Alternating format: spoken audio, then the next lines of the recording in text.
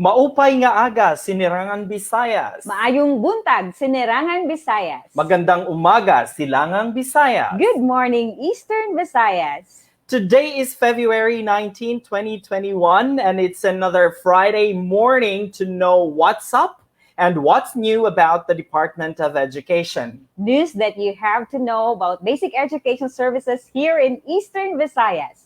Broadcasting live from DEPED Regional Office 8 here in Palo, Leyte, Inian. SUMAT, DEPED, OTSO. Happy Valentine's, Ma'am Happy Jazz. Valentine's! Happy Valentine's, everyone. Ayan. We are inviting everyone, online to like this page, share this live stream, and tag all your friends in the Department of Education to watch this episode. At habang nanunood, ay pwede kayong magtanong at dumagdag sa mga pinag-uusapan natin ngayon. Just comment your questions and concerns below. Ayan po. Ayan. Itong good news, first good news ako muna. Sige, ma'am. Kasi may kasama akong bago ngayon. A new host. For now, siya muna ang magiging partner ko for this episode kasi may equally important activity po si Mark na I think it's related to research. So let's all welcome Ariam Cinco. Siya po ay dating information officer ng Caraga Region. And since taga-Leyte naman siya, so mas pinili niyang bumalik sa Region 8 po, being our records officer. Yes, Wow. Welcome to SUMAT DEPED OTSO. Maraming salamat, ma'am, for that warm welcome and for letting me be part of SUMAT sa DEPED OTSO for this episode. Of Maraming course. salamat. Ayan. It's always a pleasure to have you and the other guests here in SUMAT DEPED OTSO. We always start with kwentong good news kasi gusto natin palagi na i-highlight natin yung mga success stories from the field. Ito yung mga hindi masyadong napapansin ng publiko that we are really doing efforts to ensure that there is learning continuity despite of the challenges that we're facing because of this pandemic. So we usually share good news at ito mo yung mga nakalap namin sa iba't ibang panig ng rehiyon. Mga kwentong good news from the schools. Unahin natin ang kwentong good news ni Sir Ryan Hapay. He is the information officer of Biliran. I bet you know him. Yes, I know Ryan. Right. Princess Ryan. Yeah, Princess Ryan. At ito, ma'am, yung kanyang good news, nakakatuwang ikwento ito, yung usapang commitment and quality. Makikita naman natin kung gaano ka-committed ito, lalong-lalo na si Sir Ryan sa pag-share ng information. Sabi dito, crafting and critiquing of office performance, commitment review for school heads. Yesterday, February 18, 2021, naginanap doon sa kanilang SDO Conference Hall. Ayan. I think yung office din natin, is doing the crafting of the performance, IPCR. Yes. Ito yung uso ngayon Hindi lang sa regional office, sa division also. That's why nakikita natin that Biliran also did their crafting of their office performance. At maganda yan, ma'am, kasi meron tayong commitment review para revisitahin natin yung commitment natin, Ano yung magiging performance na in-expect natin na i-deliver for the entire year? That's correct. And then, ano yung mga magiging MOVs natin, ano yung mga indicators natin. It's always nice, na meron tayong parang map na tinitingnan. Nasa na tayo in terms of accomplishing our goals for 2021. That is right. Para alam natin kung saan tayo papunta. That's right.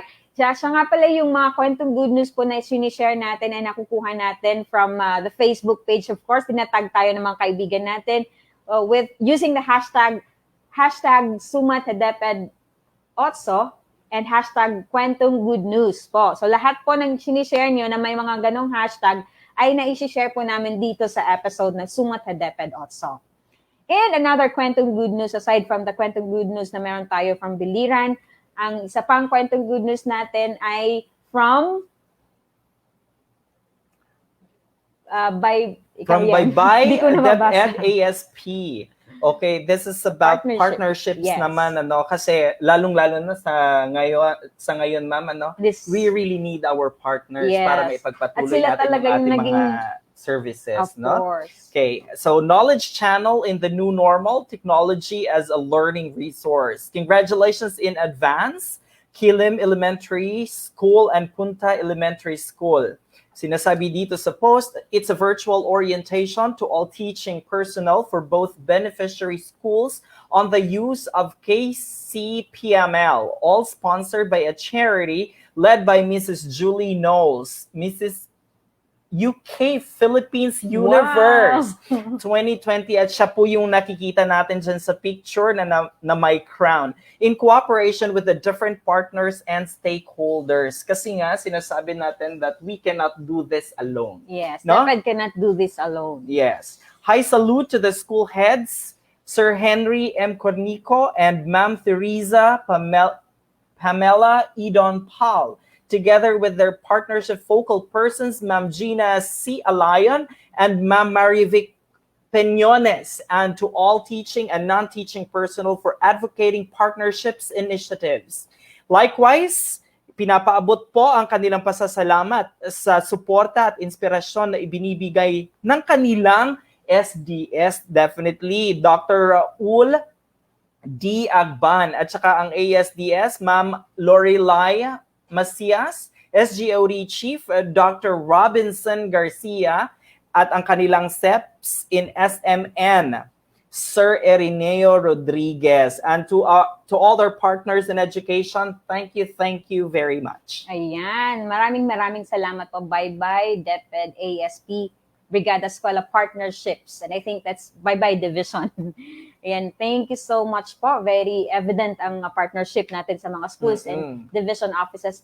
Another kwentong good news po ay from Ma'am Merly Subilon Galeos. Tama ba? I think this is something to do with accomplishing the modules at home. Ang tricycad kaabag. Wow. The tricycad kaabag sa maestra nga way alamag, dili ka mao mo drive. Dili ka mao mo drive. So, this is also in partnership with Tricycad, ano? For the home visitation naman. Home visitation is really important kasi hindi natin pwedeng pabayaan yung mga kids na, especially yung mga kids na kailangan talaga ng assistance from the teachers to accomplish the modules. Right. At yun po ang ginagawa ng mga teachers natin ngayon. Nag-home visit din sila. Aside from the delivery and retrieval of the modules, ay pinupuntahan naman nila yung mga learners natin.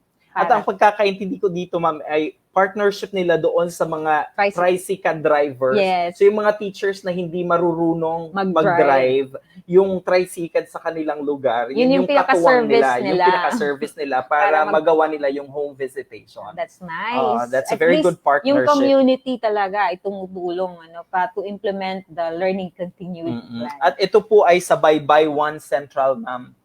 That's also in Baybay. Masugid natin taga-subaybay ang Baybay. Ayan, maraming salamat. Next, kwentong good news naman tayo, Ayan. Ito ay galing kay Ner Reyes o Yua. Okay, Calbayog po ito. Calbayog City Division. No?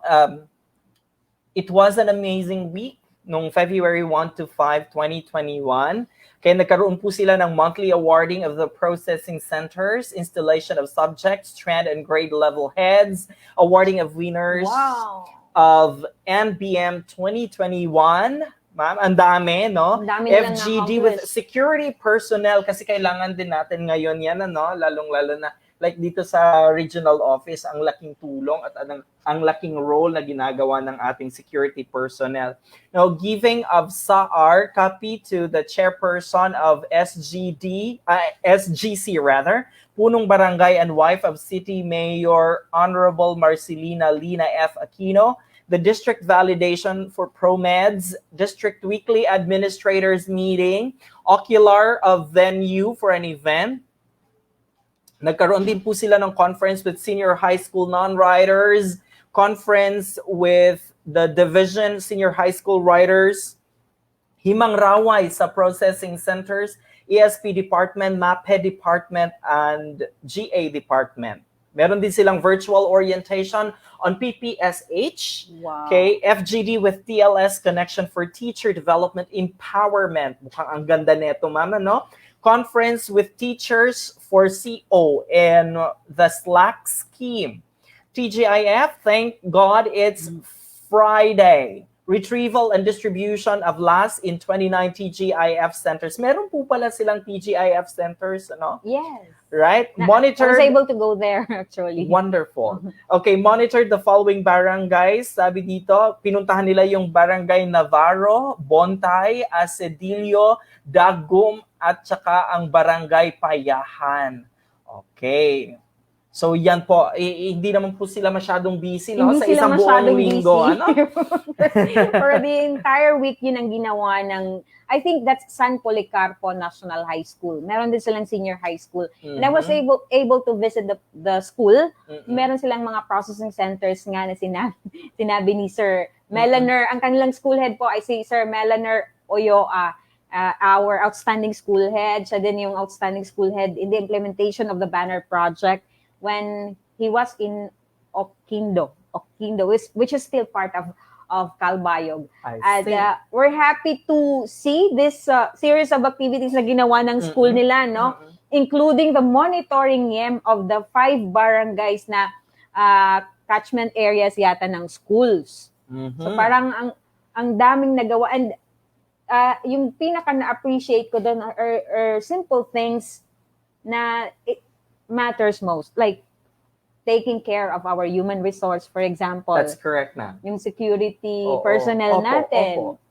These are simple things, pero it matters a lot to people like them, diba? We really need to take care of our human resource, especially in this time of pandemic na they are also experiencing the challenges. That is correct, ma'am. At talagang tama lang yung kanilang hashtag, ano? Sinasabi, hashtag, isang karangalan ang maglingkod sa bayan. Yeah. So inspiring. Yes, indeed it is. Another kwentong good news naman tayo from Calbayog. We go to, hindi ako masyadong familiar sa lugar. Oo, ito po ay pinost ni Ma'am Nancy Oracion. Mukhang close to nature ito. No? Close to nature, maputik na daan. Siguro, hindi po ba ito bundok na inaakyat nila? At parang bundok siya na may tatawid na. Ipinapakita lang talaga dito, ma'am, na kahit anong balakid ay susuungin ng ating mga teachers para lamang maabot nila at maipaabot nila ang serbisyo ng DepEd doon sa mga bata. This is home visitation, no? In this muddy trail. Wow. And all you can depend on is your boots. Okay? At higit sa lahat siguro, maliban doon sa boots, ay yung commitment talaga, ma'am. Kasi kung hindi ka naman po committed, okay, hindi ka dadalhin ng boots mo, no? Yes. And your courage. Kung saan ka dapat your courage. Pumunta. Yung courage, determination. Yes. Alam mo may panganib. But you still opt to go there, diba? Correct. And I think yun ay ang kanilang home visitation sa mga barangays na medyo mahirap abutin. Oo, shout out lamang po kay Sir Jade Boy at kay Ma'am Rose. Nakasama ni Ma'am Nancy. Yes.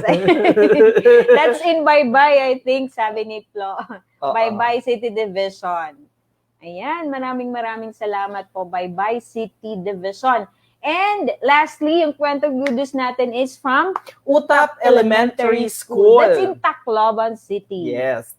Sinasabi, thank you Barangay 110 UTAP Council and Barangay 110 UTAP Sangguniang Kabataan for the printer. O, nagbigay po sila ng printer and 8 boxes of ink. O, marami-raming modules na ang mapuprint niyan. May you always feel blessed in helping, especially during this time, for the welfare of our school and learners. Lahat naman po ng ginagawa natin na ito ay para sa ating mga kabataan. This would be a great help for our learning modalities. God bless you 100-folds. Yes. Okay. Ang kanilang hashtag ay 2020 Brigada Eskwela sa Tacloban. Ito po ay isang patunay na ang Brigada Eskwela po ay hindi nangyayari sa isang araw lamang. Yes, ito po ay nangyayari hanggang sa magtapos ang school year, ma'am. Yes, at patuloy ang ating pagtulong sa mga schools. Yes. And FYI na lang sa mga nanonood ngayon, nag-release tayo ng memorandum on the conduct of the Regional Brigada Eskwela 2020 Awards. And eto, timely lang siya na napatuloy pa din yung support ng mga schools, and we hope as much as possible kung sana mabigyan natin ng recognition lahat yung mga tumulong sa mga schools, but I bet yung mga divisions naman, they also have their own recognition or partnership appreciation. Yes. But for the region, we'll be having the 2020 Brigada Eskwela Awards from January until March. So meron tayo hanggang March para ganapin yung Brigada Eskwela Awards po for our schools. So we're inviting our schools to join the awards. Meron po tayong small category, medium, large, and mega school categories po for the award as best Brigada Eskwela Best Implementing Schools for 2020. I think this is not new to our school. So ready na yan sila with the documents and all. Ayan. So yun po yung mga kwentong good news natin na nakalap natin from our Facebook page na na-share po sa atin. And we're happy to share more of those kwentong good news po for those who would like na ma-highlight po yung kanilang kwento. At gusto nilang maging inspirasyon din sa ibang mga teachers natin and other schools, ay i-share nyo lang po sa amin using the hashtag kwentong good news and hashtag SUMAT DEPED OTSO. And we'll be sharing your stories right here, live po during our episode. Ayan. And of course, we're happy to announce that at this point, we welcome our regional director, our new regional director dito po sa Region 8. Okay. In the person of Ma'am Maria Gemma Mercado Ledesma. Si Ma'am ay galing po ng Region 6 Opo. and transferred to Region 8. Siyempre, part po talaga ng leadership is yung transition. Yes. Na they have to be transferred. Yung DepEd kasi is, ito yung pinakamalaking agency at we have how many regions? 17 regions and 17 regional directors na best naman talaga na ma-share din nila yung mga best practices nila from that region to another That's region. correct. Ayan. And we're happy po that we have with us Ma'am Gemma Mercado Ledesma as our new regional director. Yay! Ayan po. Welcome po to DepEd Eastern Visayas. Ayan. And of course, yung episode natin ngayon, Yam, is something important then for our public and of course our teachers who are watching today. And for the entire DepEd, no? Na to know kung ano yung ginagawa naman ng DepEd when it comes to protecting the rights of our children in the midst of pandemic. Yeah. So merong DepEd order na nirelease ang central office regarding the child protection policy. How do we protect our children when they are in school or even out of school, and how do we manage these cases of bullying, for example, cyberbullying, child abuse and all. Kasi hindi nga maiwasan in a school, for example, na merong mga ganong pangyayari. And as educators, dapat alam natin on how we should manage this, how to manage these cases of bullying. Kasi iba yung impact noon sa bata or sa learner, diba? That is right. Not only dun sa bata na nabubuli, but at the same time, doon din sa nagbubuli. Correct. So we have to treat the cases properly, and we have the policies to guide us on how we protect the rights of our children while they are still in the basic education. At sinasariwa natin, ma'am, yung discussion about the child protection policy kasi hindi naman po sapat na ipagpapatuloy lang yung education. Yes, we have to make sure right. that everyone, yung bata, yung teachers, at yung mga magulang, they're protected and they are aware of these policies, para mas lalo nating mapabuti ang pagpapatuloy ng kanilang edukasyon. That is right. And ang challenge ngayon, pandemic So yung mga bata nasa bahay sila ngayon and they're doing the modules and all. So the question now is, how do we ensure that child protection policy is still being implemented? Correct. Kahit na nasa bahay sila? Or aside from the fact that they're at home, ay mayroon pang other platforms like pwedeng maging source din ng bullying. For example, mga social media, that's right. And then meron silang mga group chats. I think merong online classes That's din correct. na ginagamit nila. Some students are using it, some schools are using it. So how do we still ensure that the child protection policy is being implemented in schools or kahit sa bahay mismo? And just for the information of everyone, no, ito yung Department Order number 14 na, ano? A Yes. series of 2012. Hindi po siya bago, pero kailangan natin siyang pag-usapan. I-refresh, oo. I-refresh para tayo ay magabayan. And ma-remind din yung mga teachers natin na this is still being implemented and Yes. we have to implement this. Kasi kaakibat ng pagbibigay ng basic education is we still have to protect our children. Ayan. So, yun po ang DEPED Order number 40 Series 2012 na ang magiging focus ng ating usapin for this episode. That's why we have invited Yes. eto, bigatin sila eh. Oo nga Oo. eh. Kasi Oo. mga lawyers. Paano ba natin sila Oo. ipapakilala? Mga lawyers, kaya dapat manood po. Ayan, may ay si Ma'am Marilyn Omega Marquez. Good morning, SUMAT at DEPED, also host, Ma'am Jess and Sir Mark. Si Sir Arian po ang kasama ko ngayon. Medyo magkahawig naman yata kami ni Sir Mark, kaya okay lang din. Oo. Si Sir Arian po ang kasama ko ngayon. So, going back, Yem, Sige po. let's introduce na our guest for this episode. Ay, medyo, sabi ko nga kanina, medyo mga bigatin yung mga bisita natin ngayon. That's why yung mga nanonood po ngayon, dapat talagang tumutok because we have invited our legal officers. These are lawyers po from the regional office and of course, the division office. Ayan, so, unahin na natin na introduce ang legal officer ng regional office. Siya po ang head ng legal unit po namin. Let's all welcome Attorney Eleanor Calumpiano. Hi, Attorney! Hello, good morning. Good morning. Bati po muna kayo sa mga nanonood ngayon ng SUMAT, DEPED, OTSO. Okay, so good morning Sir Ariam at saka Ma'am Jazz and of course to all the viewers. Good morning. Yeah. Good morning po. Attorney. At kasama po ni Attorney Eleanor Calumpiano ay si Attorney Livy Oralier po, Legal Officer ng Samar Division. Ayan. Okay, bati po muna tayo, Attorney. Good morning, everyone. I am Attorney Levy from DEPED Samar Division. I hope you will learn from this episode of SUMAT Region 8. Ayan, thank you so much. Medyo okay yung audio ni Attorney. Yes. Very clear yung audio ni Attorney Livy. Kasi kanina, medyo nagka-problema tayo sa audio. Ngayon, Attorney, okay na po siya. Ayan. Thank you.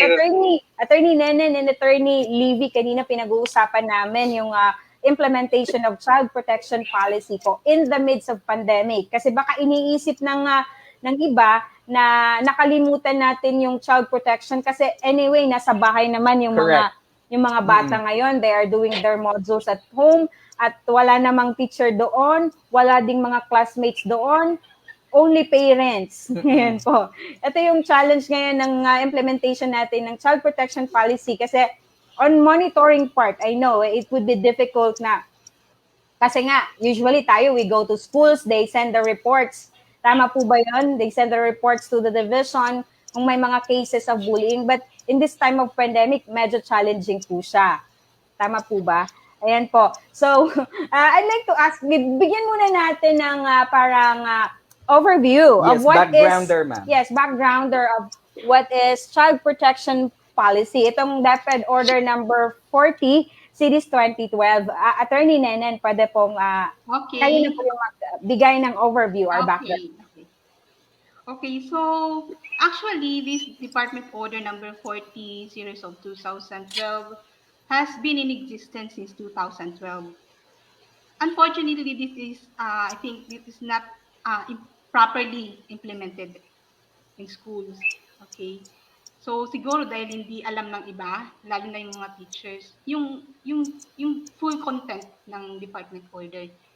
So, para doon sa hindi pa alam, yung DEPED Child Protection Policy, allow me to share with you the summary of this department order. So this department order is pursuant to our Philippine Constitution, which states that the state shall defend the right of the children and that includes giving assistance, nutrition, and care, and also to protect the children from all forms of neglect, abuse, exploitation, so etc.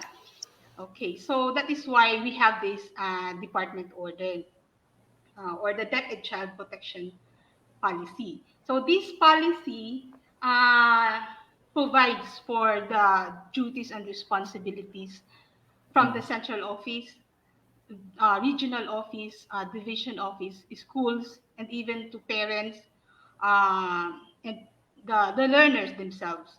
Okay, so meron din doon, the policy also mandates the establishment of the Child Protection Committee.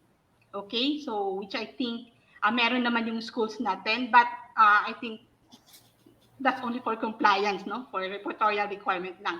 But I hope na functional yung mga committees natin high schools.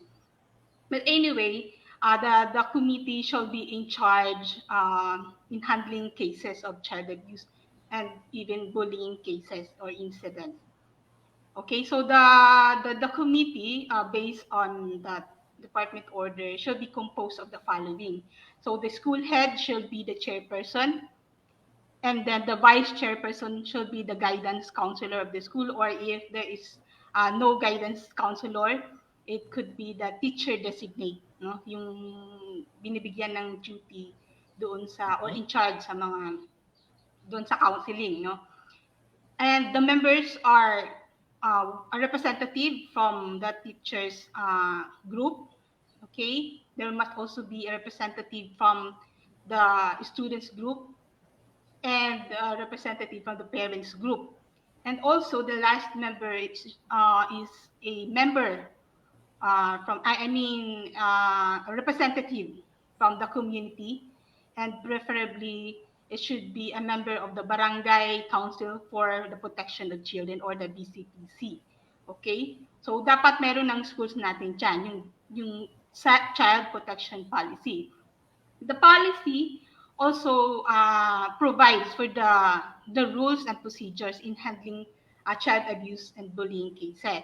Okay, so nakalatag doon yung procedure kung paano natin i-entertain yung complaint, paano yung daloy ng complaint, ano yung mangyayari sa complaint, anong mangyayari kung may bullying incident sa school, yung ganun, no? But actually, yung sa bullying kasi, you already have a separate law. We have a law on Anti-Bullying Act, no? So it also provides for a procedure, but actually it refers to that ed procedure also. Yun. Okay, so sa madaling salita, no, if the case is child abuse, okay, child abuse under that policy, it could be physical, psychological, sexual abuse, okay, and other forms. But it is not only child abuse that is being prohibited under the Child Protection Policy. It also includes violence in schools, exploitation, that includes sexual exploitation and economic exploitation. It also includes discrimination and bullying and other forms of abuse or abuses. So yun po, pag child abuse yung kaso, of course, the offender here is any DepEd employee, okay, or personnel. So in that case, he or she shall be charged, no? Kung merong mabigat na ebidensya, he or she shall be charged, and then he shall undergo investigation, fact-finding, and or preliminary, and then formal investigation. And after that, the case will be decided, no, by the disciplining authorities. Yun yung process. On the part of the victim, yung learner natin, i-refer siya doon sa, yung mag-handle is yung Child Protection Committee. That means the committee shall be authorized to formulate an intervention plan specific for that or designed for that learner victim. Okay? So, trabaho yun ng Child Protection Committee. By the way, yung Child Protection Committee has functions under that department order. Okay? So, kung titingnan natin, nakalatag doon yun. So, kailangan sundin yun ng Child Protection Committee. Hindi lang basta na they would just submit a list of the school's committee, Child Protection Committee. It must be functional. So, dapat yung mga functions na nakalatag doon, ginagawa nila yun. Okay? So, doon natin masasabi na fully implemented yung ating DepEd Child Protection Policy. Okay, so yun. So, yung bata na victim, mag-undergo siya ng program, intervention program, which is formulated by the committee. And then, hindi lang din doon nagtatapos yun. Pag may program para sa bata na biktima ng child abuse or other forms of abuse, kailangan din siyang, of course, i-implement and then i-monitor. And then, yung committee pa rin yung ipapa-implement yan at saka magmamonitor. Okay? So, yun po. But if the case is bullying case, papasok pa rin yung Child Protection Committee. Okay, pero wala siyang, kumbaga, administrative case. Hindi kasi involved yung teachers dito or yung other school personnel or DepEd officials or employees. Kasi pag sinabing bullying, based sa definition, that refers to an act or a series of acts committed by a student, directed to another student. So, student to student. So, we'll not consider here bullying yung case na between a teacher and a learner. So, it may fall under different kind of abuse. Like, siguro, ibang abuse, hindi siya bullying. Okay? So, yun. So, pag bullying, yung process is, yung procedure is, ipapatawag yung bully as well as the bullied, of course, together with their parents. Okay? And then they will undergo investigation or they will attend a conference before the Child Protection Committee. Okay? And so based on the assessment or after ng investigation, the committee shall again formulate an intervention plan, okay, specific for the victim and the bully. Okay? And even for the parents. Okay? Kasi depende yun sa situation ng bata, sa background ng bata. Baka kailangan din ng bata ng parents ng ganitong intervention. Kaya nagkakaganon yung anak nila dahil sa ganito sila, ganon, di ba? So, may mga problema sa respective families nila. Okay, so yun yung mangyayari pag bullying ang case. And then, the school may impose a penalty to the hearing learner, yung nabully, okay? Pwedeng mag-impose ng reprimand, depende sa situation, depende sa gravity, depende. So, pwedeng reprimand, pwedeng suspension, okay? 1 week suspension. Tapos, pwede rin yung harsh hindi naman harsh, pwedeng ipa-transfer, ganun. Depende yun sa assessment ng committee. Okay? Based doon sa investigation. So actually, yun lang yung difference nila, no? Kasi yung sa child abuse, may offender talaga na mag-undergo ng administrative procedure, no? Administrative case, sasampahan siya ng kaso. While sa bullying, it only involves students or pupils. Okay, and then the DepEd policy, DepEd order number 40 also provides for a referral system. Hindi kasi kaya ng DepEd alone na i-handle yung case. So it doesn't mean na pag may child abuse sa school, may bullying, 'di ba? Maririnig natin yung teachers, hindi namin kaya yung attitude ng batang yan, blah blah blah. Actually hindi. Hindi natin naaakuin yan. Our responsibility is only to handle the case at the school level by means of our own procedure, no? Pag matapos na yan, like sa intervention, hanggang intervention plan lang tayo or program. And DepEd alone cannot do that.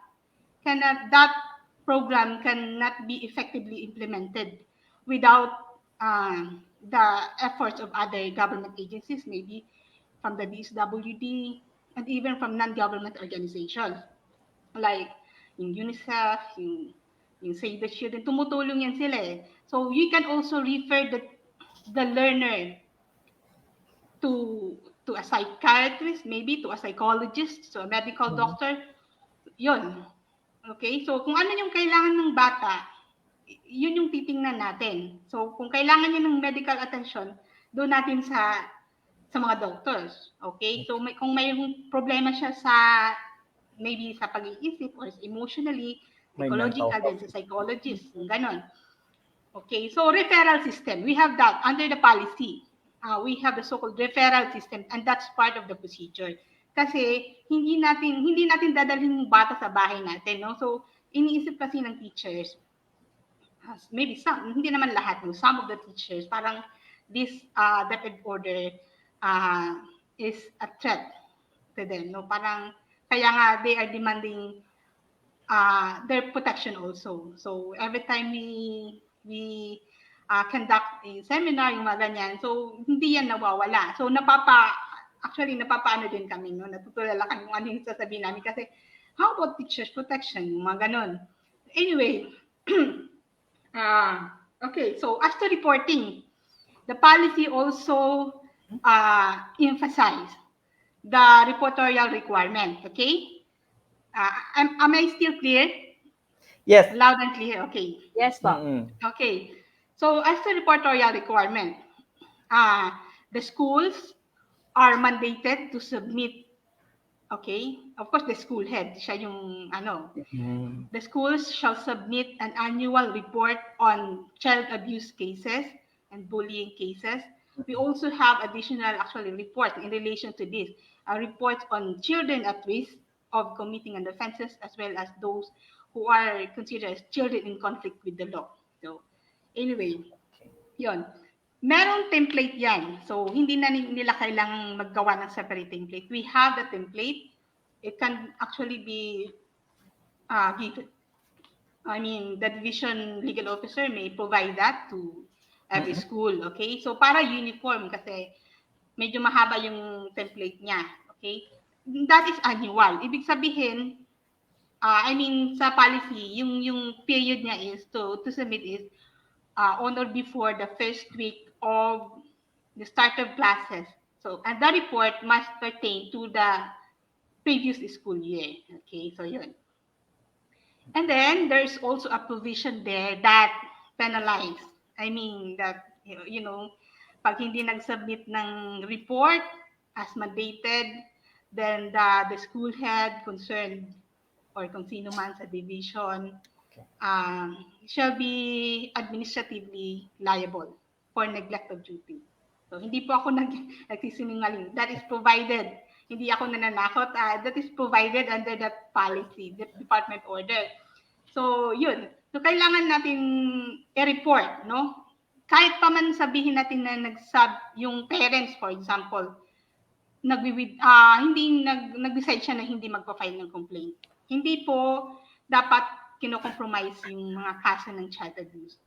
So anybody, the teacher, even the school head, other school personnel, kung sino yung may alam na naganap na nangyari yung child abuse o kaya yung bullying, dapat i-report siya. Hindi dapat tinatago, okay? So yun yung dapat gawin.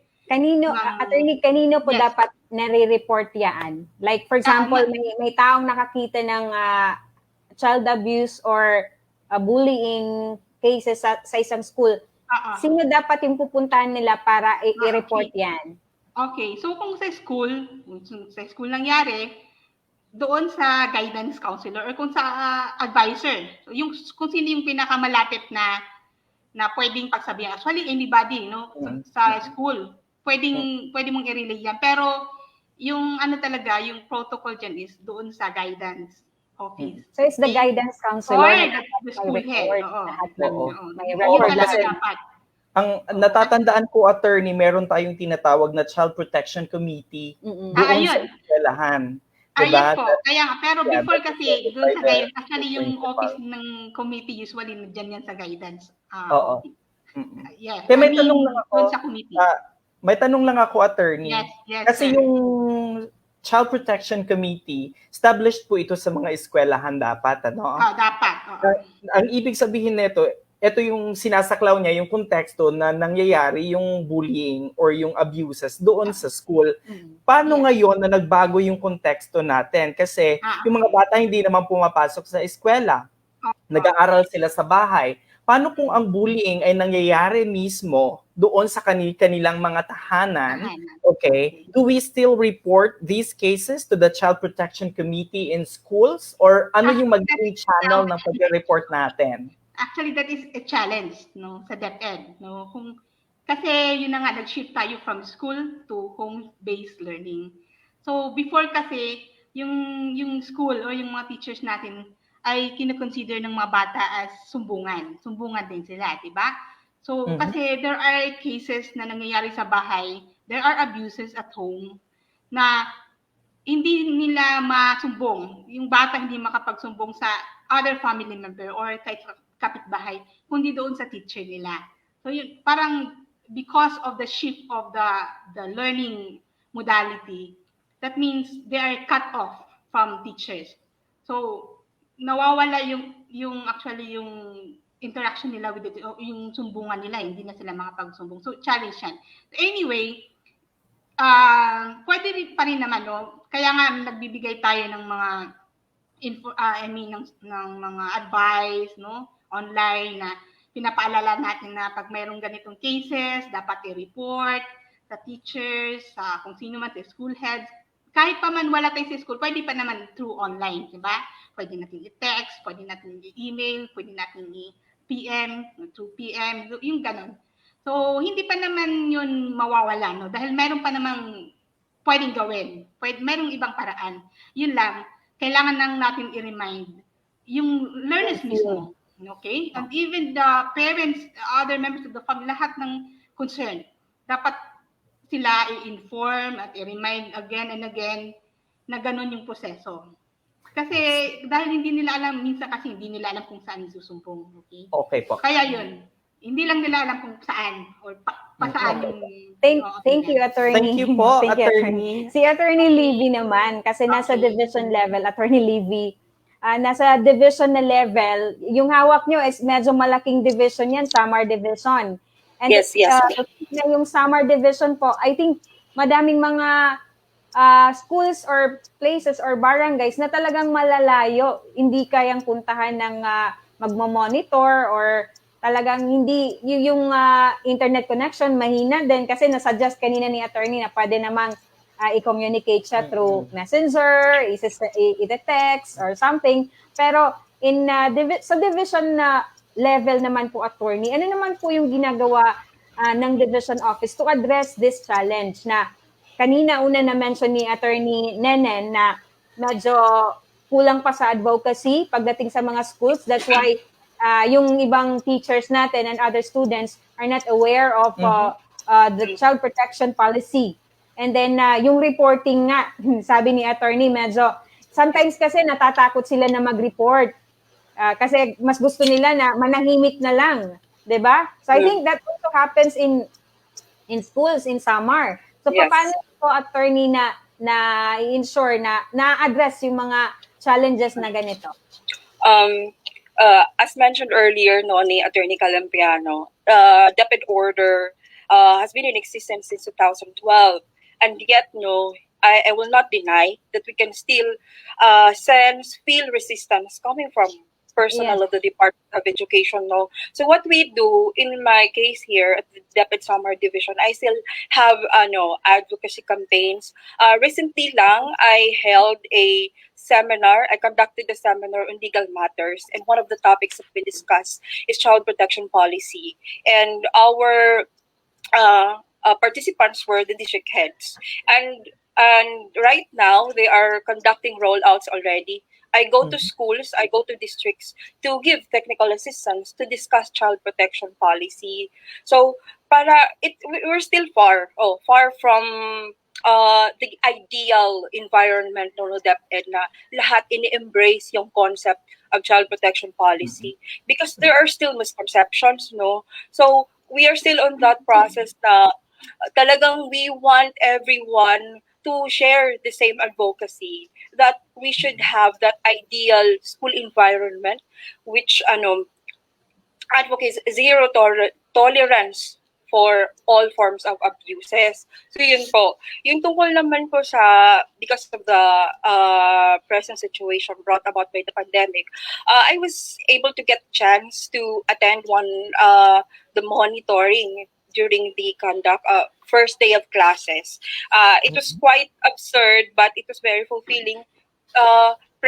Present yung teachers during the parents during the first day of classes, and sabi namin nabaliktad yung situation kasi kami na yung nagre-remind sa mga parents to be patient with the learners while they are at home. Sabi namin, I hope that you will be patient with them while they are at home. Actually, yun po, I've been attending seminars, virtual seminars from international organizations. At yun yung fear nila that our children, the learners, will be experiencing abuses at home. So yun po yung challenge natin yung mga teachers that they still conduct yung mga home visitations, di ba? They have that home visitation. Sabi ko, I really appreciate it every time that I would see posts on Facebook na nagka-conduct ng home visitation yung teachers natin so that they will see kumusta na kaya yung mga learners natin at home. So yun naman po.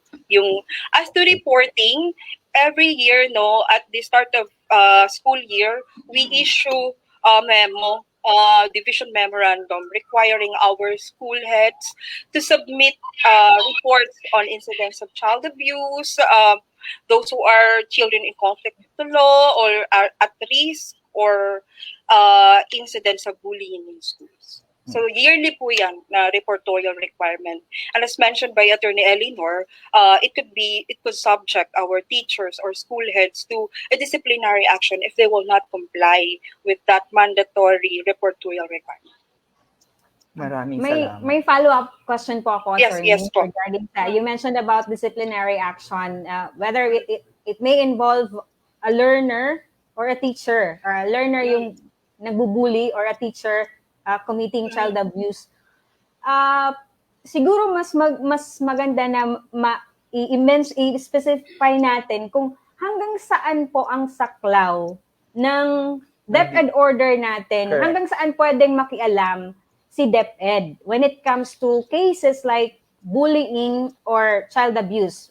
For example, yung iba kasi, attorney, nagre-reason out, it happened outside the school, it happened in the family, it happened hindi na class hours. Hanggang saan po ang saklaw ng DepEd, yung policy na yun, when it comes to cases like bullying and child abuse?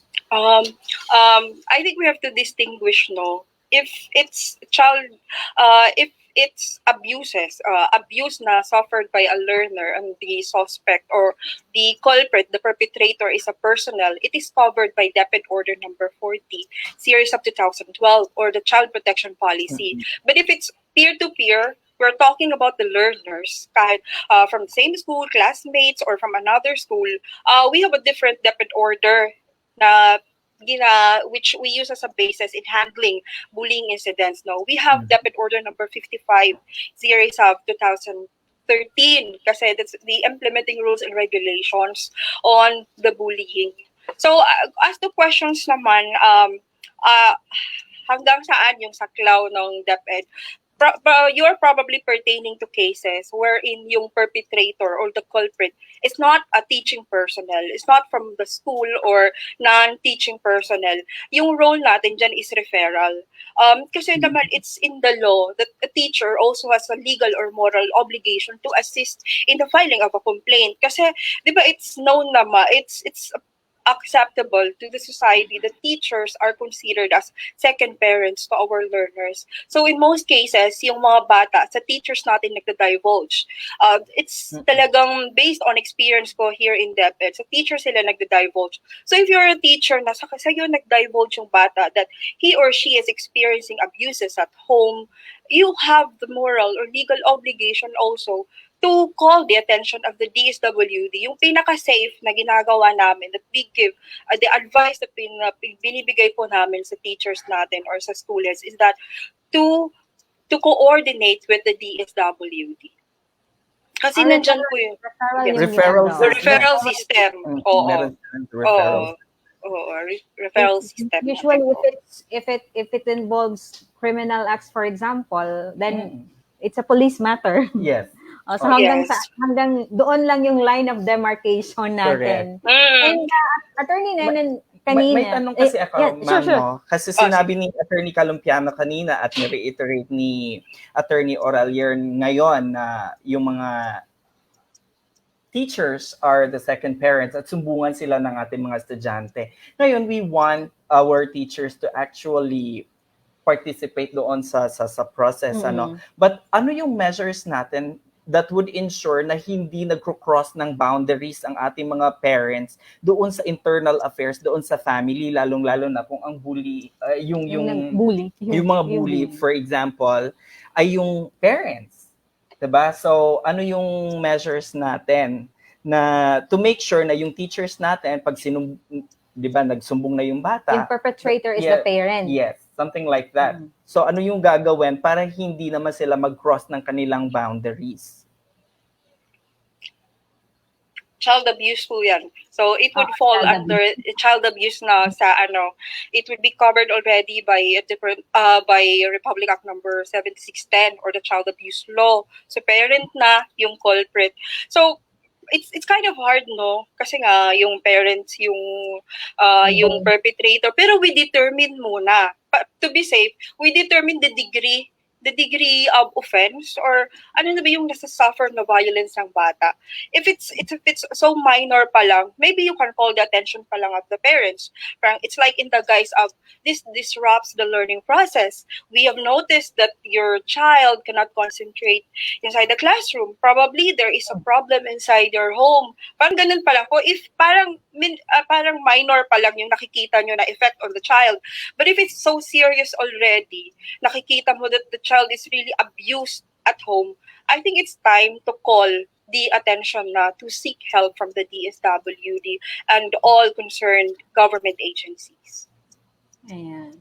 Are the teachers trained to determine nung gravity yung committee yung committee is trained or yes, capacity. the Child Protection Committee trained to actually evaluate and assess such situation, the gravity of the offense?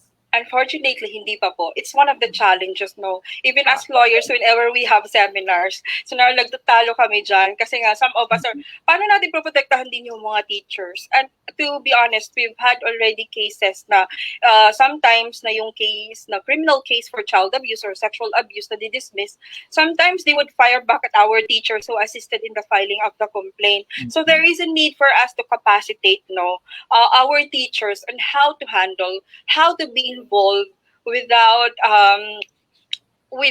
the possibility of facing later on.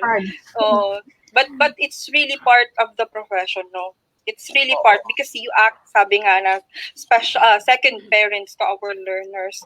We really cannot avoid that in certain situations. Sometimes yes. Yeah, and attorney, that leads me to my next question, no? Yes, I'm sorry, I'm a little bit excited about my next question. It's okay. Kung meron tayong child protection policy, how about teachers protection? Ako muna sasagot or si Attorney L? Sige, ako. Ikaw muna, sige. attorney. Ako, we get that question talaga every time we conduct seminars or we introduce no child protection policy to the field. Ako yung sinasagot ko lagi is that the first step to protect you teachers is to know the law. The Magna Carta for Public School Teachers has been in existence since 1966. So alam nyo na, no, yung procedures dapat. You, again, familiarize, reacquaint yourselves with the code of ethics. Nandun na po lahat. So ano yung dapat nyong iwasan? I heard, no, there are parang move na magkaroon naman ng legislation. There's a move to have legislation for the protection of the teachers. Pero ako yung basically yung sinasagot ko po sa mga teachers namin is when you know the law, you will be protected. That's your first protection. Kasi I could sometimes, no, share ko lang, I would see some posts on Facebook coming from our teachers na talagang they are condemning this child protection policy. They are seeing this as we are spoiling our learners. Sabi ko, sabihin mo yan if you have read already Section 9 of DEPED Order number 40 series of 2012.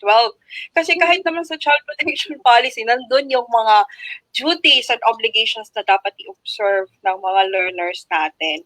So it's know that that's your first protection. But no, even in the Code of Ethics, I was able to read, merong protection sa teachers. Meron doon nakalagay na the students cannot harass or parang intimidate our teachers. Can you shed more light, attorney, doon sa Section 9 na sinasabi ng Department Order number 40? You should read that. Oo, kasi interesting yung kasi sinasabi na may responsibilities din yung mga bata. Hindi importante din kasi na malaman ng mga bata na may responsibilidad sila, no? At hindi lang sila bini-baby, or they're not just protected, that they have their responsibilities as well para pantay naman yung Yes, actually yung Attorney Ella ko muna, no. Yung sinishare ko sa mga teachers natin, school heads, dapat at the opening of classes, di ba dapat may student manual tayo? Di ba? May handbook. So, dapat alam yung mga bata, ano yung mga ifa-follow nila ng mga rules, ano yung mga dapat i-avoid nila. Yung misconceptions about child protection policy is that hindi na daw natin pwede i-discipline yung learners. No, that's a big misconception po. We can still discipline our learners provided lang that we observe due process that are clearly provided under Child Protection Policy and the Anti-Bullying Act. Ayan, thank you so much, attorney. medyo dami nating napag-usapan ngayon. Napasarap tayo sa usapan na. And of course, nakagawian natin na magbigay ng, babalikan po namin kayo a little later. But for now, we'll pause for an intermission number from a teacher of Baybay National High School to give us a special number, a song number. Yes. Let's all welcome. Ladies and gentlemen, Mr. Jeco Antonio Rosello para sa kanyang intermission number. Let's all watch this. I see your monsters, I see your pain. Tell me your problems, I'll chase them away. I'll be your lighthouse, I'll make it okay. When I see your monsters, I'll stand there so brave and chase them all away. In the dark, we stand apart. We never see that the things we need are staring right at us. You just want to hide, never show you a smile. Stand alone when you need someone. It's the hardest thing of all that you see. All the bad memories. Take your time, you'll find me. I see your monsters, I see your pain. Tell me your problems, I'll chase them away. I'll be your lighthouse, I'll make it okay. When I see your monsters, I'll stand there so brave and chase them all away. I can see the sky beautiful tonight. When you breathe, why can't you see the clouds are in your hand? I would stay there. There's no need to fear. When you need to talk it out with someone you can trust, but you see all the bad memories. Take your time, you'll find me. But I see your monsters, I see your pain. Tell me your problems, I'll chase them away. I'll be your lighthouse, I'll make it okay. When I see your monsters, I'll stand there so brave and chase them all away.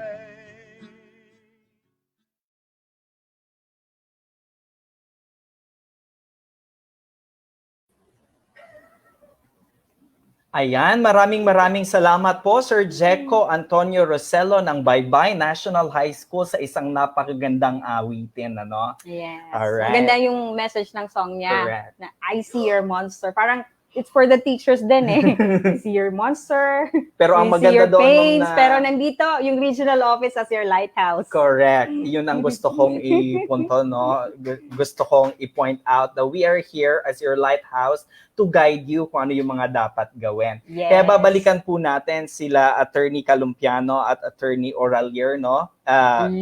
Livy Oralier ng Samar Division. So, Attorney Livy, babalikan ko po yung tanong ko tungkol sa Section 9. Oo, kasi importante din kasi na ma-highlight kung ano yung responsibilities ng mga bata at hindi lang yung kanilang rights, because I believe that rights and responsibilities should go hand in hand, no? Hindi maganda na alam mo lang yung karapatan mo pero hindi mo alam ang responsibilidad mo. So, would you mind elucidating further kung ano po ang nakapaloob doon sa Section 9 ng DepEd Order number 40? Okay, so Section 9 po of DepEd Order number 40, it provides the duties and responsibilities of pupils, students, and learners. So specifically, naka-provide dito that comply with the school's regulations as long as they are in harmony with their best interest, kahit and they shall refrain from engaging in discrimination or leading a group of pupils to discriminate others, doing any act that is inappropriate or sexually provocative. That's among others, no? Dapat we should be familiar with this. Meron po tayong Section 9 na nag-provide naman ano yung mga duties and responsibilities of pupils. Here in Samar, no, we have one school na we have a school na na-appreciate ko. Yung pagpasok mo pa lang sa school nila, meron talaga doon, nakasulat lahat ng mga duties and responsibility of pupils, students, and learners. So, we Attorney, cannot, ano po yung pangalan ng eskwelahan? It's somewhere in Calbiga. Nakalimutan ko pa yung pangalan ko. Mga 3 years para ago. mapuntahan natin at ma-benchmark natin. No? Calbiga, oo. Oo. Meron din kaming school ngayon in Villarreal. Meron siyang mural. Friend ko kasi yung school head. Meron siyang mural doon. Yung nakalagay is that it's all right para sa mga bata ba, parang it's a campaign against bullying. It's all right if you're not the best. It's all right if you do not have the best clothes. Parang ganun po ba? We always na kahit while we protect them, we want them to be responsible individuals. So, Correct. wala pong silbi yung mga pag-educate natin if we are going to produce individuals later on na who will have no respect for laws, no respect for regulations. So what kind of environment are we going to have? What kind of community are we going to have if we are going to spoil them in school? So kailangan din natin i-realize sa kanila yon. Even with the observance of the proper haircut, di ba? It's not a violation of the child protection policy. Meron tayong ino-observe na ganun. Alright. Maraming salamat sa paglilinaw, Attorney Livy Oralier, no? At ngayon, balikan natin si Attorney Calumpiano naman po. Attorney Nenen. Oo. Sa regional level po, ano yung ginagawa natin? To protect our teachers. Sabi nga, if there's child protection, how about teachers protection? Okay, I actually agree with Attorney Libby. Yun din kasi yung sagot ko. Every time mayroon kaming mga seminars on child protection policy. Yun lang naman talaga, no? We always emphasize na yung DepEd child protection policy, yes, it is for the children. It is for our learners. Okay? But teachers should not view it as something detrimental to them, no? Kumbaga, hindi siya threat, no? Hindi yan pananakot sa kanila. Okay? Dapat lang malaman nila kung ano yung nakapaloob dun. Kasi I know naman most of our teachers parents din, di ba? So you have that responsibility to take good care of your children. Yun din yung as second parents or as special parents to our learners, yun din dapat yung mindset natin. So that is to protect our children or our students or pupils. Okay? So hindi lang naman yung DepEd policy purely enumerate lang niya yung mga prohibited acts.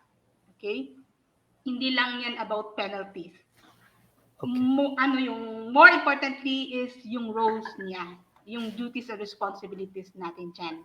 Okay, so as long as alam mo yan and you keep in mind na ito, hindi ko to pwedeng gawin kasi bawal to under DepEd Order number 40. Okay? Yun lang. Kailangan mo lang sundin din yung mandate yung policy. Otherwise talaga, dahil policy yan, dahil department order yan, may penal provision yan, okay, talagang mape-penalize ka, okay? For violating a prohibited act. Okay? So yun lang, kailangan lang natin i-embrace yung Department Order number 40 series of 2012 in a positive way. Okay?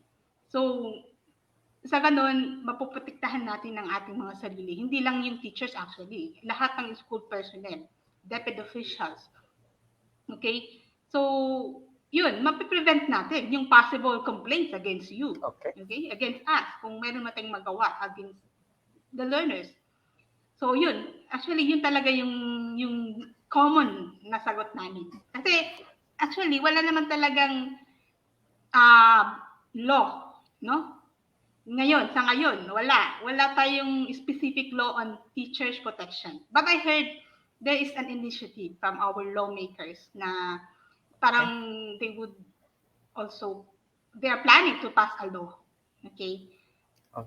On teachers protection talaga. Para talaga sa mga teachers din, okay? So kasi narinig din naman talaga yun ng mga lawmakers natin, yung mga daing ng ating mga teachers. Kasi kumbaga nainggit sila dahil may child protection. So ngayon, I heard meron, pero I don't know kung nasaang level na siya, kung nasa yung bill pa lang siya or kung nasaan na siya, okay? So hopefully, magkaroon din tayo ng ganon na as in law talaga siya that would protect also our teachers, okay? But speaking of our own department order, which is the DepEd Child Protection Policy, my only answer to that question is really to know the policy, okay?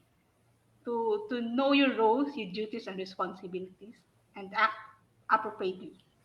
Otherwise, talaga pwede kang administratively held liable for a violation of the policy.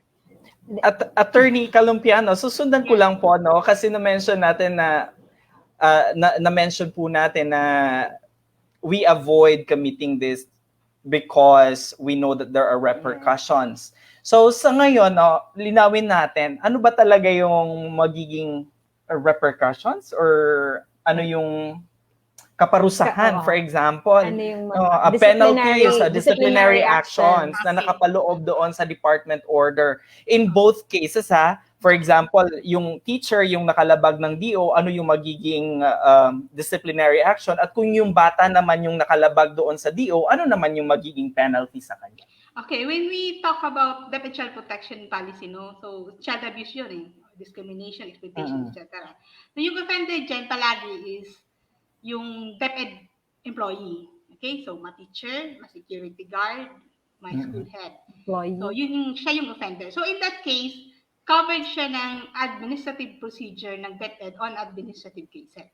So that means meron tayong preliminary investigation or fact-finding investigation. There is the determination of the prima facie case against the person being complained of, and after that, the person being complained of shall be formally charged kung merong mabigat na ebidensya, and then may formal investigation, and then resolution of the case. Yun yung procedure.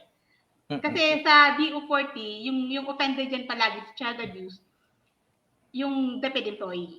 Pero pag bullying, okay, which is also covered na in a separate law, yung procedure is, by the way, yung child abuse, yung victim, hindi yan ipoprosecute, no? Kasi may biktima lang siya. So yung ipoprosecute lang natin dito yung offender.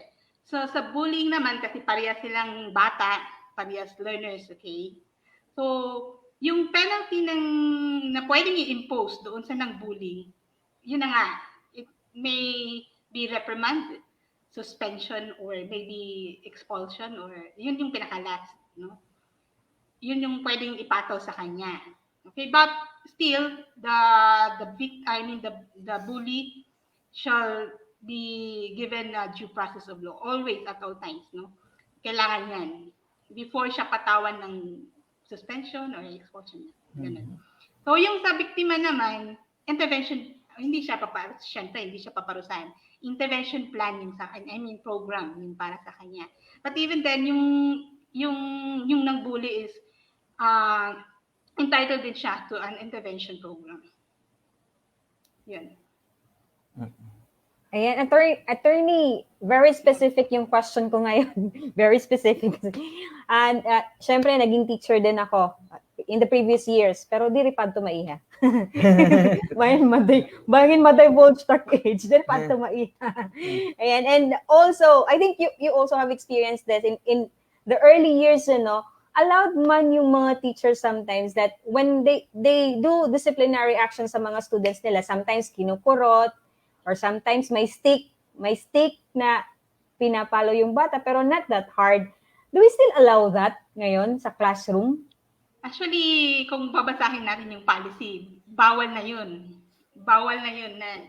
Kasi the teacher would palo ng stick, ganun. Yes, the teacher would say na it's part of my parang that's how I discipline my learners inside, or my students inside the classroom.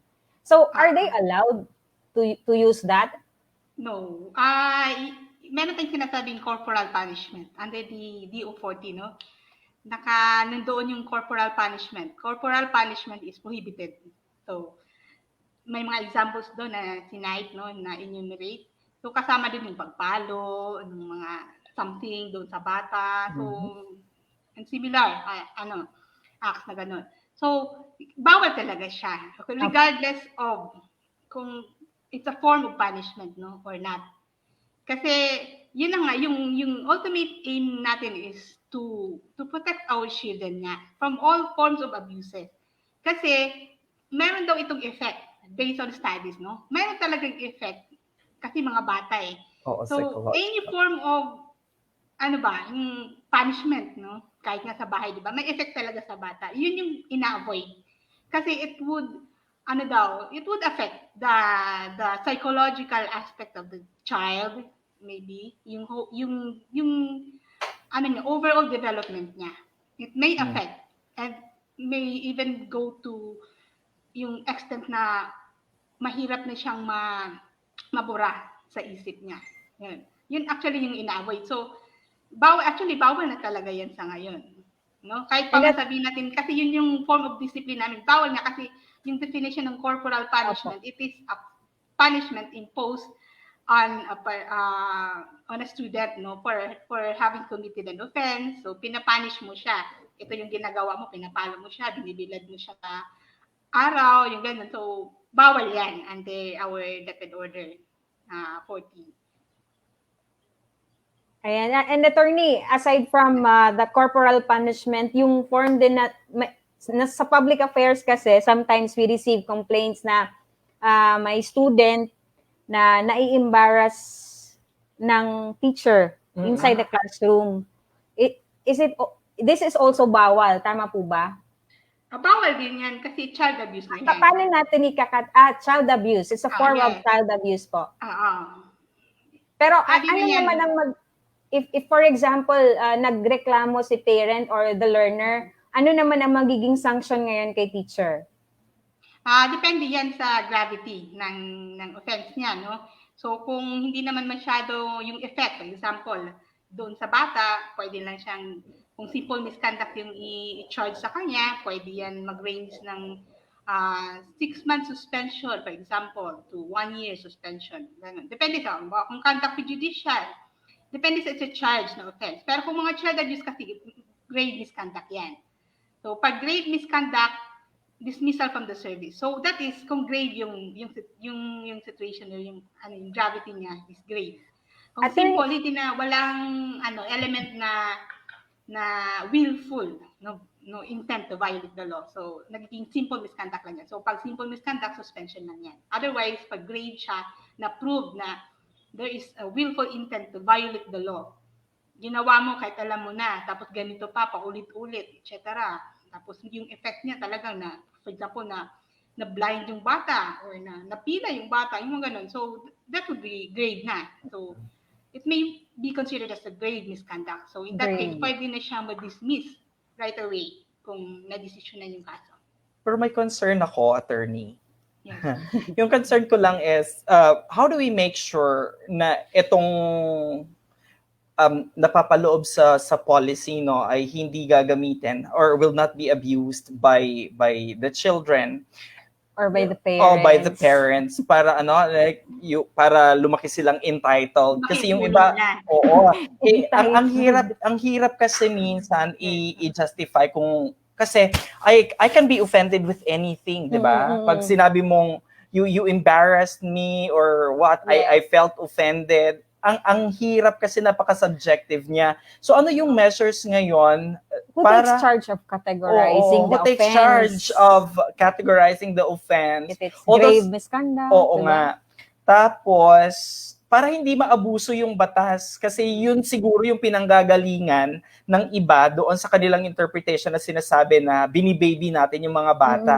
Kasi nga, pwede akong ma-offend anytime I want and what is offensive to what you is may not be for offensive. You is not be offensive for me. The way of disciplining maybe is received well by other students, but there is this specific student who doesn't feel good about it.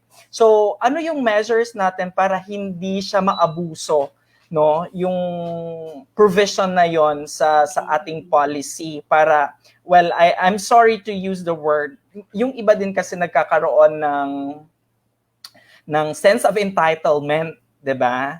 Attorney Levy, maybe you could shed more light on this. One thing that we always have to remember para ma-consider siya as this is really a child abuse is that anything which debases, degrades, or demeans the intrinsic worth of the child would constitute child abuse. So that when you subject a child to ridicule, sometimes for you, sometimes for some people, it's not. Kasi we have different coping mechanisms. And sometimes sabi ko, challenge yan sa mga teachers natin. Kahit nga, I always share what we have experienced at home, no? At home kasi sabi ng mother ko, kahit walo kaming magkakapatid, same parents, iba-ibang ugali yan. So how much more if you are a teacher and you are going to deal with 40 students from all walks of life. So it's really a challenge. That's why po dito sa child protection policy, we adhere to non-punitive or positive discipline. So pag makikita natin na may misbehavior sa child and this would disrupt already the learning process, we can involve the parents. That's why in the child protection policy also, we are mandated to also educate our parents during the conduct of PTA meetings. We can discuss po the child protection policy para hindi po maging subject to misconception, baka ma-misinterpret nila yung nasa provision. And one thing that we do not have to, that we cannot forget is that we are in the Department of Education. We are in a learner-centered institution. So hindi po dapat makipag-compete yung mga teachers natin sa mga learners natin. Compared to two individuals na mas mature na ang teacher natin, sino yung mas dapat protektahan ng law? Diba? Naturally yung learner. So yun yung inuulit-ulit po namin na ina-emphasize. We are in a learner-centered institution. So anything that debases, demeans, or degrades the intrinsic worth of a child, that would constitute child abuse. Ayan, alright, maliwanag po. Maraming salamat, Attorney. Attorney Levy. Pero babalik pa rin talaga ako sa point na dapat yung mga bata, alam na alam nila dapat yung responsibilidad. Yes. Hindi maabuso yung policy na palaging kawawa na lang si teacher. Kasi hindi natin maiwasan yung iba ganun ang pakiramdam. Dinadala kay Tulfo. Sinusumbong kay Tulfo. Speaking of para hindi na umabot kay Tulfo, meron naman tayong sinusunod na protocol, Attorney Levy, Yes, di ba? yes.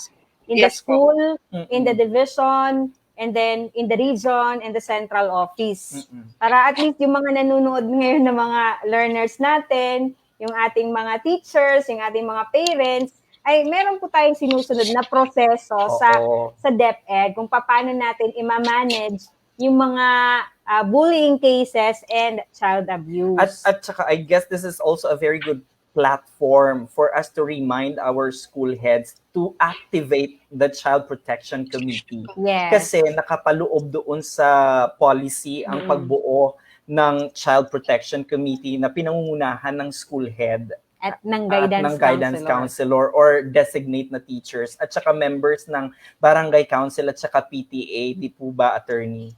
Oo, natatandaan ko kasi I remember in one of my interviews before about child protection, ganun yung yung tanong. And this leads me to my next question. For example, there are grievances na na-ere or na-raise. Gaano po katagal ang ating investigasyon na gagawin? Tama. Kasi Di ba baka magkalimutan na lang. ARTA. Oo, meron tayong Or the ARTA. ease of doing business. In your experience, Attorney Live, gaano katagal po yung ating investigation? Medyo matagal siya, pero sa child protection policy, there is a specific period, actually hours lang siya, within which to forward a complaint. Pag halimbawa po, this is a case of child abuse, alleged child abuse, the school's division superintendent is mandated to forward the complaint to the regional director if it's against the teaching personnel within a period of 48 hours. 48 hours dapat i-forward namin. And then yung regional director will authorize the conduct of fact-finding or preliminary investigation within a period of 72 hours. So, yun po yung strictly, that's the general rule unless meron po kaming mga justifiable reasons why we cannot forward that within that period. As to investigation, as mentioned earlier by Attorney Calumpiano, meron po tayong fact-finding or preliminary and then formal investigation. So, it would take sometimes 1 year. No, kasi as long as we do not violate the right to due process of the person complained of, mahirap naman, although there are periods within which to comply as provided under DEPED Order number 49 series of 2006. Dapat within a period of 30 days meron ng result yung investigation the moment that it was referred to the formal investigation committee. But then this is the Department of Education. This is the largest bureaucracy, pero sobrang dami yung work. So we cannot expect naman the members of the formal investigation committee, which is usually composed by the Assistant Schools Division Superintendent as the chairman and one education program supervisor and a representative of the Teachers Association. They have naman their regular functions to prioritize. So sometimes nadidelay din po yung submission of reports or the conduct of formal investigation. But we try, especially that regional office is already in ISO. So we try as much as possible to cope up with the requirements, with the procedural requirements of DEPED Order number 40 series of 2006. Okay. Thank you, Attorney. Having that said, sana yung mga magulang natin ay hindi agad-agad kung saan-saan nagpo-post or kung saan-saan nagsusumbong.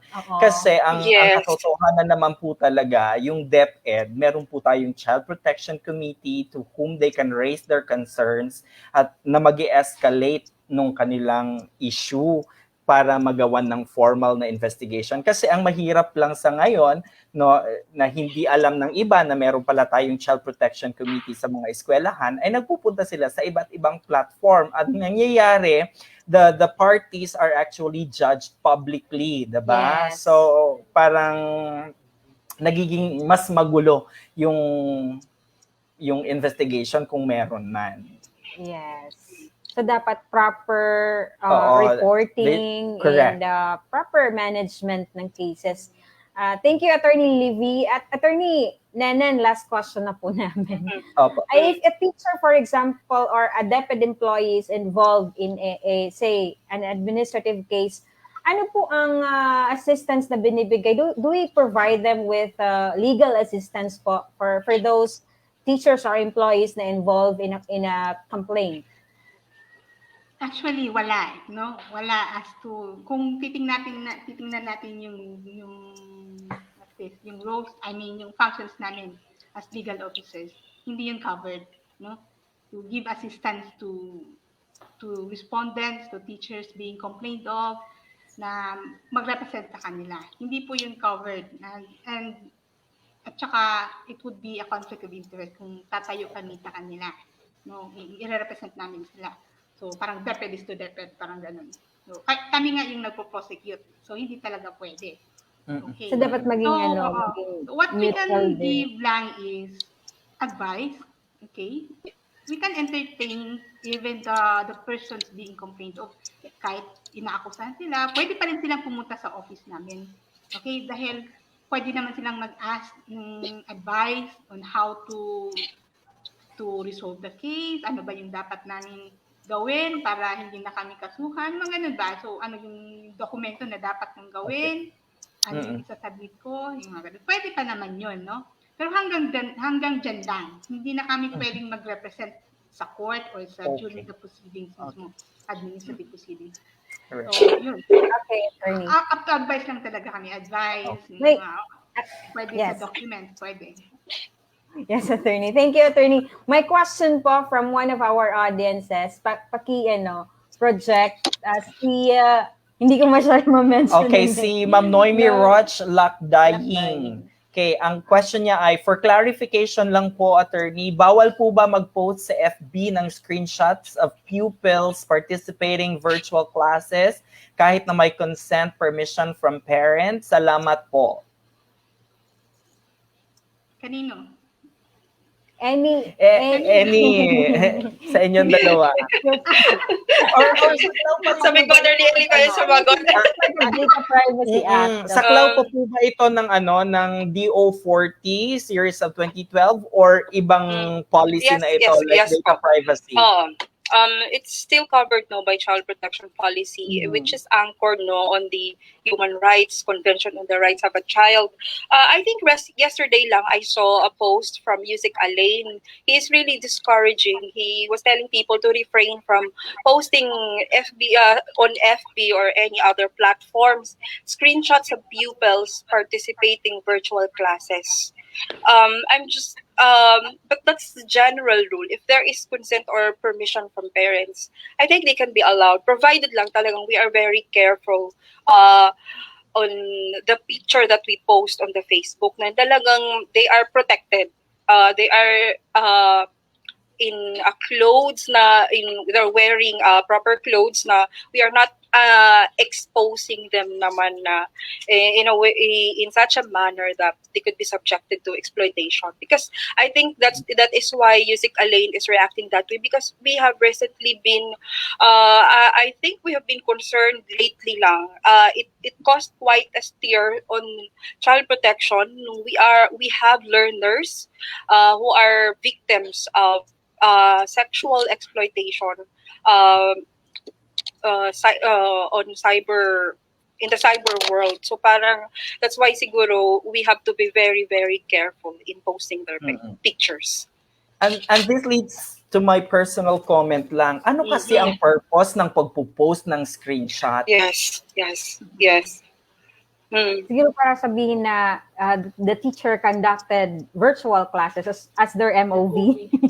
Pero MOV nga siya, pero I don't think justified na i-post pa sa nagtatrabaho si FB for teacher the kahit entire naka-work world from to know home. na nag-conduct sila ng klase. Diba? Anyway, they can keep their attendance naman privately. Actually, hindi lang naman siya applicable yung question niya for the students, but for the rest of us. Yes. Sa lahat ng, like, for example, during virtual meetings, attorney, kasi kami, we already have that data privacy management manual, program for the regional office.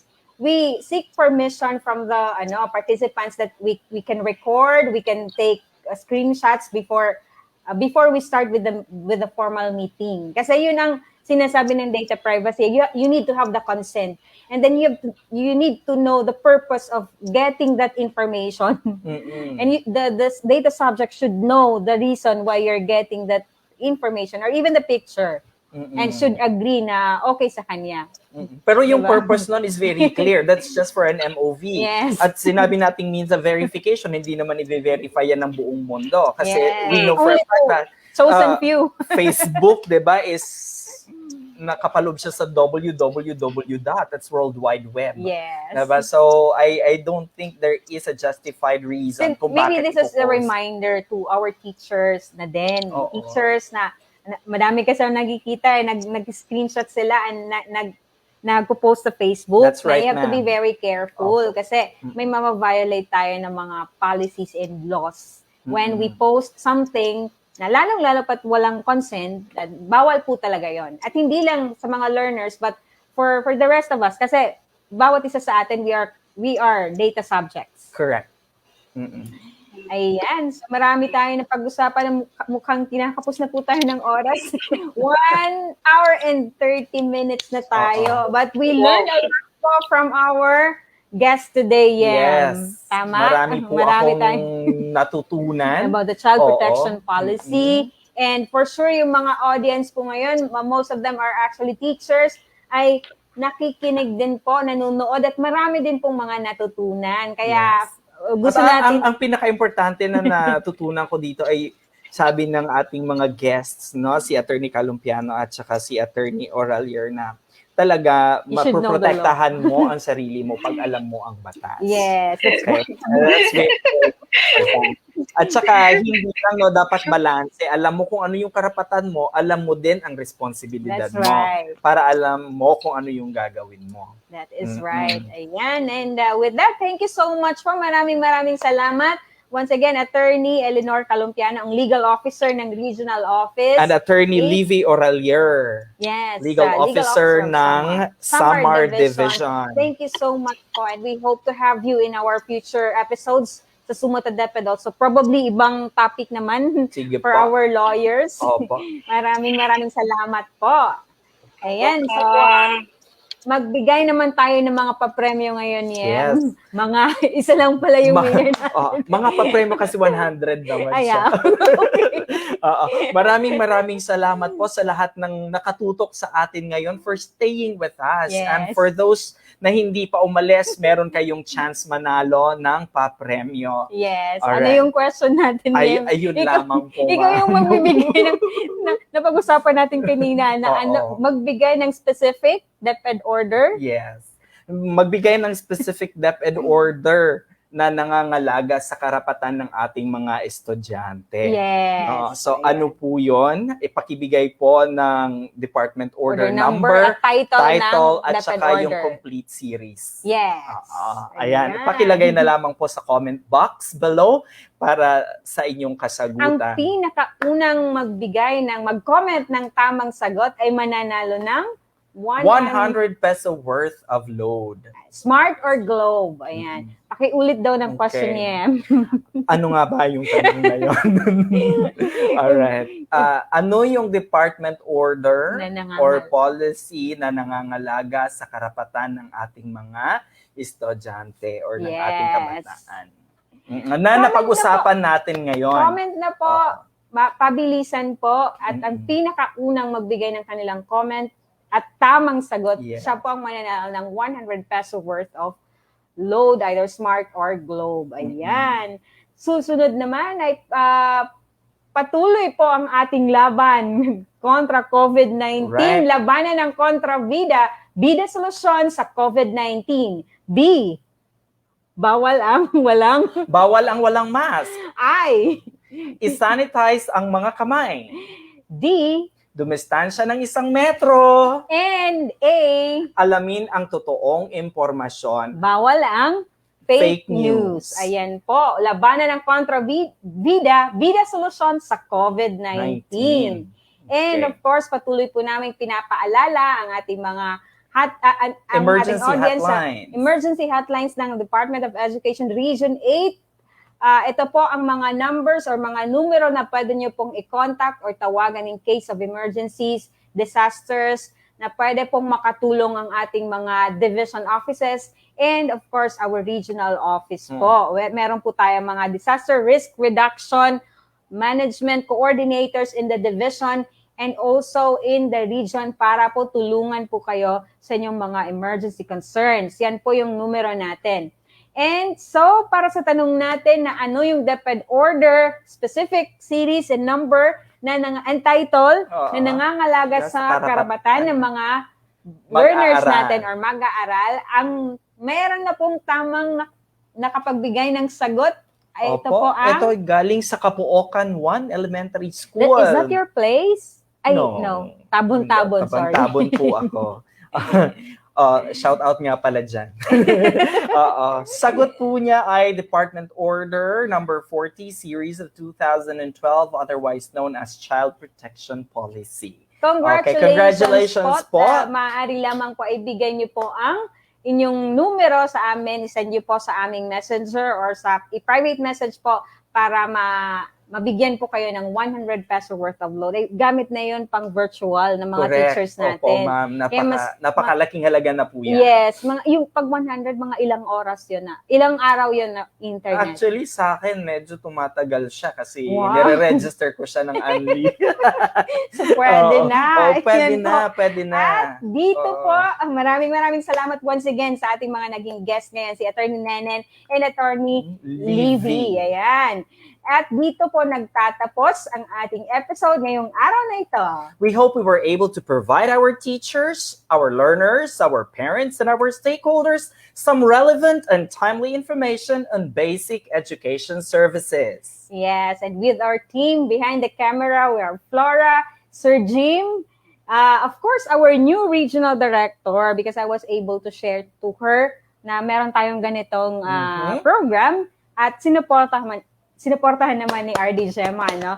Our new regional director, RD Maria Gemma Ledesma, and our assistant regional director, Sir Arnulfo Balane. We would like to thank you all for joining us in this episode. Maraming salamat din po sa aming mga viewers na tumutok at hindi kami iniwan. Don't forget to like our page, Department of Education Region 8, and DEPED tayo Eastern Visayas to get real-time updates sa mga activities at programs ng Department of Education. Ayan. Also, don't forget to share this video so everyone can watch the replay. See you again next Friday, 10 o'clock in the morning. Ako po si Ariam 5.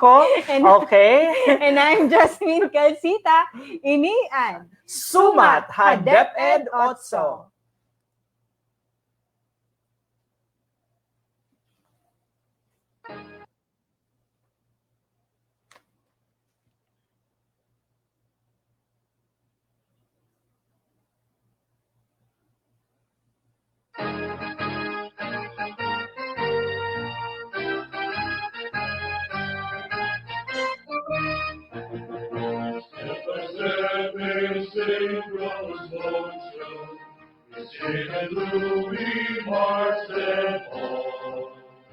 Fair children of this beloved land, embrace your transformation.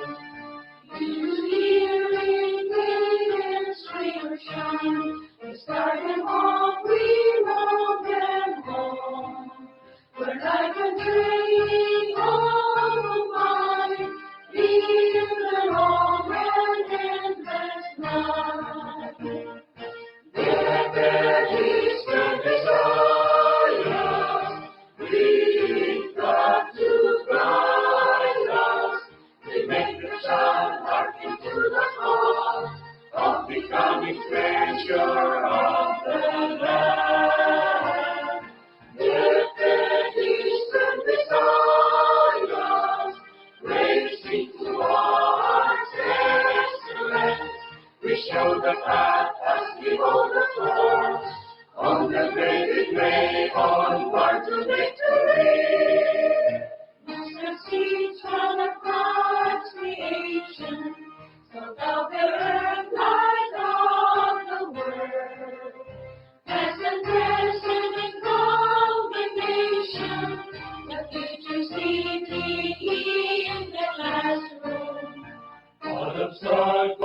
in the mighty King, heralds the race, pilgrim of your heart. Down prancing God's eternal vine, the long and endless line. There is the desire, we God to guide us. Repentance and hearken to the call of becoming treasure of the land. Let their distant desires racing towards excellence. We show the path as we hold the course on the graded way onward to victory.